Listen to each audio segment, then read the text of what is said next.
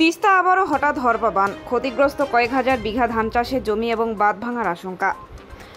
রবিবার আনুমানিক সকাল ৮ ঘটিকা হইতে হঠাৎ করে আবারও তিস্তা নদীতে হরপাবান। স্থানীয়রা জানাচ্ছেন, যেভাবে তিস্তা নদীর জলস্তর বেড়ে চলছে তাতেই যে কোনো মুহূর্তে বাঁধ ভাঙার আশঙ্কা অনেকটাই। মূলত ক্ষতির মুখে ক্রান্তি ব্লকের রাজাডাঙ্গা গ্রাম পঞ্চায়েতের পাঞ্জাব ন্যাশনাল বাঁধের সিদাবাড়ি এবং চেংমারি গ্রাম পঞ্চায়েতের কয়েকশো বিঘা জমি এবং কয়েকশো ধান চাষি।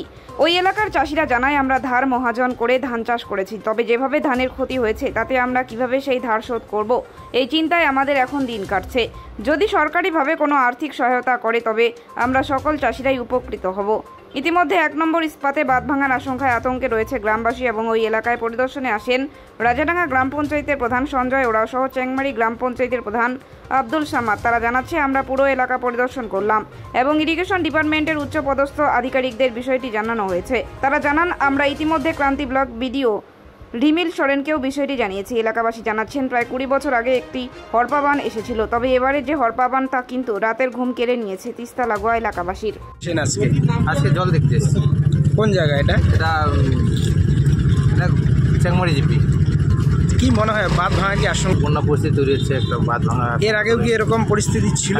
বিগত কয়েক বছর আগে, মোটামুটি ধরেন ১২, ১৪, ১৫ বছর আগে। কতগুলো দামে চাষের জমি? কয়েক ১০০ বিঘা হবে। কতটা ক্ষতি হতে পারে? ক্ষতির আশঙ্কা দেখেন, জল তো পুরো চাষের জমি গ্রাস করে নিয়েছে, এখন তো বলা মুশকিল। আশা করি কয়েকশো বিঘা হবে চাষের জমি। আপনার নাম এবং পরিচয় জানাবেন। আমার নাম বাদশা। বাড়ি কাঠামুড়ি বাজার। এই জায়গাটার নাম বলে গুচিমারি, আর আমার রাজাডাঙ্গা জিপি মাঝখানে একটা সীমানা বলতে পারেন। বলবেন? আর কি বলবো, দেখতেই পাচ্ছেন হঠাৎ করে নদীতে জল বাড়ায়, জমিতে জল ঢুকে গেছে, যার ফলে মানুষের ব্যাপক ক্ষতি হচ্ছে। এর আগে কি এরকম বন্যা পরিস্থিতি হয়েছিল? এরকম ভয়াবহ পরিস্থিতি হয় নাই, জল ঢুকছিল কিন্তু এইরকম নালার মতো হয়ে জলটা বের হয়ে গেছিলো। কিন্তু এবার জলটা পুরোপুরি মানে পুরো জলটাই, তিস্তার পুরো জলটাই এদিকে টান দিয়ে দিছে, যার ফলে ব্যাপকভাবে ক্ষতি হচ্ছে চাষাবাদের ক্ষেত্রে। আর যারা যারা ধান লাগাইছে তাদের ধান তো একদম ডুবে গেছে। এখনও 25% মাত্র ধান লাগানো হয়েছে, আরও 75% বাকি আছে, কিন্তু আর মনে হয় লাগানো হচ্ছে। আপনারা দেখতেই পাচ্ছেন, এই পাশ থেকে দেখলেই বোঝা যাবে যে পুরোপুরি ডুবে আছে আমাদের সিদাবাড়ি যে মৌজা আছে, কৃষি জমি এখানে। আমার নাম অলক ওরাও, আমি কাঠামুড়ি। এই সকাল সকাল আপনি পরিদর্শনে আসলেন, একটু বলুন। আমরা বিগত গত মাসের 12 তারিখ থেকে এই অঞ্চল এবং রাজাডাঙ্গা কিছু এলাকা, চাপাডাঙ্গা, এই সমস্ত এলাকাগুলো জল তো ছিলই, তার মাঝে মাঝে মাঝে হচ্ছেই।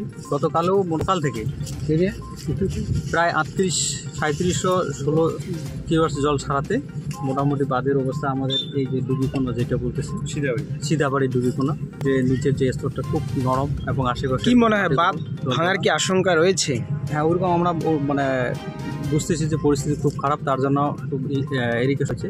উনি আবার ইঞ্জিনিয়ার পাঠাইছে, তো দেখলো, এখন দেখার পরে কি হয়। আপাতত প্রশাসনিক কি পদক্ষেপ গ্রহণ করা হয়? না, ওনারা দেখার পরে এখন কি স্টেপ নেয়। চেংমারি অঞ্চলের প্রায় যে বন্যা দুর্গত পরিবারগুলো, সেগুলো তো আসেই বাঁধের মতোই। ক্রান্তি ভিডিও এসছে নাকি? না, আজকেই আসেনি, জানানো। ঠিক, আপনার নাম এবং পরিচয় জানান। আব্দুল সামাদ, চেংমারি গ্রাম পঞ্চায়েত প্রধান। ঠিক। আজকে কোথায় আসছেন আপনি পরিদর্শনে? আমি আমাদের এই যে সিদাবাড়ি মৌজা। আচ্ছা।